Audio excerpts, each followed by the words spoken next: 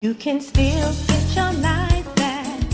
Get your life back. It's real. Get your life back. Get your life back.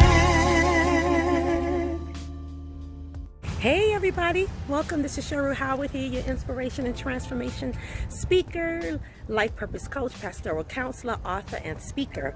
I am so glad you have joined me today because I do want to share the good news, and I shared with some, but some of you haven't heard. I'm trying to find a good spot. There we go. About my new book, the eBook. I've been talking about it. I've gave some previews, so I know some of you who follow me already know about my ebook called How to Manifest Inner Joy and Gratefulness. And it really just deals with the attitude, like having the right attitude about things, approaching life with a new lens, something that's a lens that has been restored, transformed, renewed. And I think about, when I think about that, I think about a lot of the values that we've learned from our ancestors, our grandparents, our parents, about having certain values and how we see life, especially those of us who've gotten those good nuggets about, learning how to cope, learning how to get through life transitions and even some catastrophes, just certain things that people go through. And I remember watching a lot of people who were older than I when I was growing up and just watching how they respond to situations. I learned a lot. So, excuse me, there's something to be said about nonverbals language, because we can learn a lot. And I always tell parents, because I do parent coaching as well, I always tell parents that, we teach our kids. We're their first teachers. We're their first almost everything. And so they watch us. They pick up stuff from us, the way we respond, the way we react to stuff. Even when they're in the womb, they can pick up vibes and feel what's going through your nervous system. And that can affect, believe it or not, even our children, our unborn babies can come out or be birthed with stress and anxiety because of what we are going through inside of our bodies. And they pick those signals, get transmitted toward them, and they can feel it. And so I talk a lot about conscious parenting, being conscious and aware of those things. So now you're parenting, being more conscious of how you react, how your child is actually going to interpret what you're doing, how they're going to articulate what you're showing them, the behavior that you are displaying. And so we need to be mindful of that. And of course, it takes a healthier mind, because a lot of us have been traumatized. We went through some things. We don't have the tools or strategies, or we may have it up here in theory, but when we find ourselves in a place where we are challenged or we're stressed, it's hard for us to cope and deal with those emotions. That's why it's so important to, when you recognize those symptoms, talk with somebody, a coach, a therapist, a counselor, a pastoral counselor who understands these symptoms and understand. I have tools and strategies, basically teach you how to deal with stuff, how to approach the situation differently, how to communicate effectively with your children. Some of us haven't learned how to do that, how to communicate effectively with your spouse. And with the parenting, of course, there's a lot of co-parenting where I'm working with the father and the mother who are maybe divorced, or they separated, or they're not married at all, but they have children together, and teaching them how to have a productive conversation, how to communicate, first of all, effectively in front of children, so the children will not pick up that trauma, the outbursts, the explosiveness that they see all of the time. So you're patterning your child's nervous system to respond and react and feel the way you do. So that's part of the conscious parenting that I do. But I didn't come on here to talk about conscious parenting. I want to talk about my book, How to Manifest Inner Joy and Gratefulness. And again, it's about learning how to, and I like to do this work with clients too, how to change your mindset, how to transform your mindset, meaning how to learn how to see a situation in a different way, not looking always at the glass half empty, but looking at it half full. And I'm not talking about toxic positivity. That's when you tell people to only think about a positive all of the time only. You can't do that, because you can't deny what you're feeling. You have to acknowledge pain. You have to acknowledge what you're experiencing in your body and in your mind, and you have to talk about it. So you need to have a catharsis. You need to have an emotional letting out of your feelings and your thoughts. You need that too.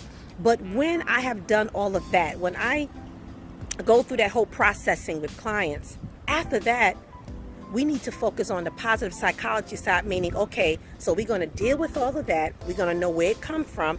Now, how are we going to move on from today on? We have to do some time of mindset. We have to deal with the healing, right? There's healing that has to take place of emotions. There's healing even from negative core beliefs that you believe about yourself, that someone either told you or you believe it, or you develop your own language about yourself. Like you tell yourself these things, how bad you are, or bad things always happen to you, nothing good ever happens to you. And so that becomes a self-fulfilling prophecy that you begin to walk into. So those are the things that we dismantle. Like in a session, we dismantle all of those negative core beliefs and then replace them. And because I'm a Christian life coach, we're going to start replacing them with what God, or who God says you are. We're going to look at scripture, and we're going to learn how to apply scripture to building you up, your self-esteem, who you are, who God says you are. So there's a lot of work that has to take place. But if you're at a place where you can kind of do that, but you need to be more consistent with doing that. You know, you need to put on have a better, healthier mindset. Maybe you have a pessimistic view sometime about things, and that's like your first go-to place. This book will be good for you because you want to manifest more of the inner joy. So you have to tap into things. You have to transform your mindset. You have to heal from certain things so you can have a real heart transplant, an emotional transformation that takes place, right? So then you can manifest the joy. You can manifest the inner joy. You can manifest gratefulness. And it starts with sometimes gratitude. You hear a lot of people talk about, well, they're going to start a gratitude journal. It's just learning how to have gratitude. And one of the ways of having good gratitude or developing gratitude is altruism. I always talk about it. Doing something for other people, coming out of your own stuff and not focusing on what's not working well in your life, and doing something to help people. A lot of people that I work with, a lot of times they say they're bored and unhappy because they're not doing anything outside of themselves. That is boring.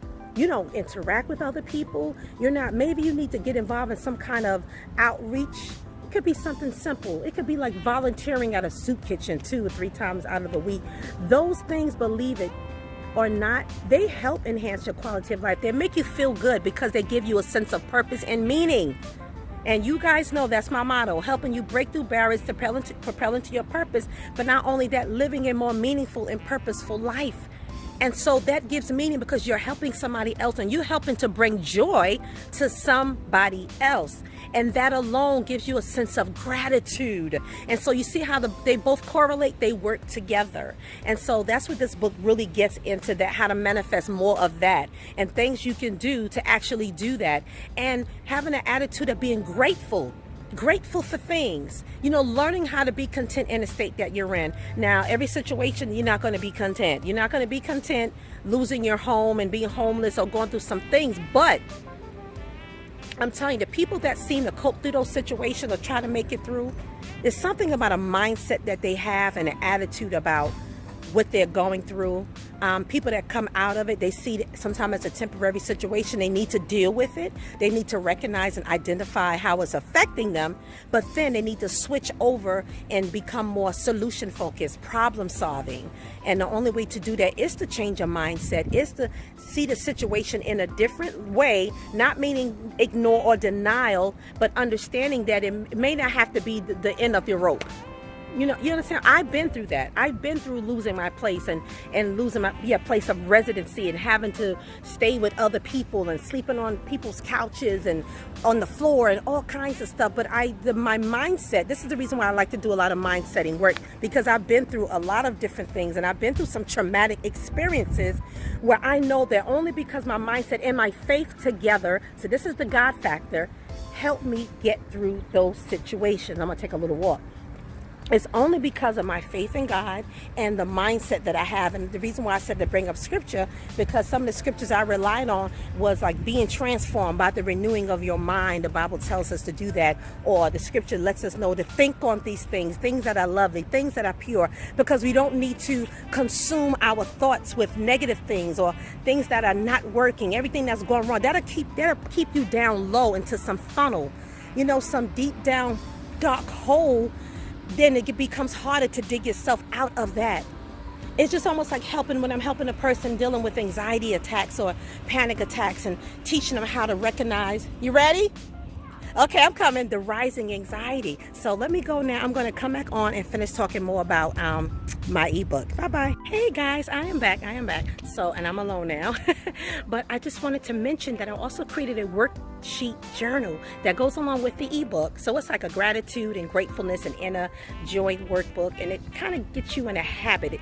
There's some strategies that I guide you through with the worksheet that just teach you how to develop a new habit. Maybe a new habit is changing your attitude, and then how to maintain that attitude. And I give certain scenarios or situations where you may use to help you with that whole transformation, that little process. And it's not long, it's about 4 or 5 sheets work journal, but you can document any changes or any new habits that you develop to change your attitude and the way you feel about things and the way you see things, or even getting you to the habit of learning how to be committed to setting a goal. When you set a goal, learn how to be committed towards that goal so you can achieve some milestones to get closer to that overarching goal. It's like little stuff. I give examples and then have you write down exactly maybe something that you can do now that'll help you get closer to that goal. So anyway, I just wanted to mention that. Go to Get Your Life Back Academy, where you can purchase and download the book.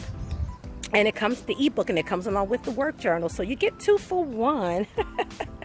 And I would love to hear from anybody who actually purchased the book, downloaded it. You can print it out if you want to. The ebook is about 44 pages, and the worksheet journal is about 4 to 5 pages. And that's it. That is it. Take your time. It's self-paced. I mean, you can download the book, so you can do what you want to do with it and take how long you want. But I would love you to be interactive with it, and I would like to hear your feedback if you really interact with the book, and I want to know how did it help you. And don't forget, do not be stingy and share with somebody else, and you can gift somebody with the ebook. You know, I'm sure some of you know somebody who can really benefit from having this type of interactive book, you know, that it can have to start the process, because it's another tool that you can use. And if you are another mental health professional, maybe you can even recommend this for your clients or your patients to get this as well. It's just another tool just to really help them, you know, find that purpose and that meaning, and so that it add purpose to their life, actually. And that's it. Okay, talk to you soon. Bye-bye.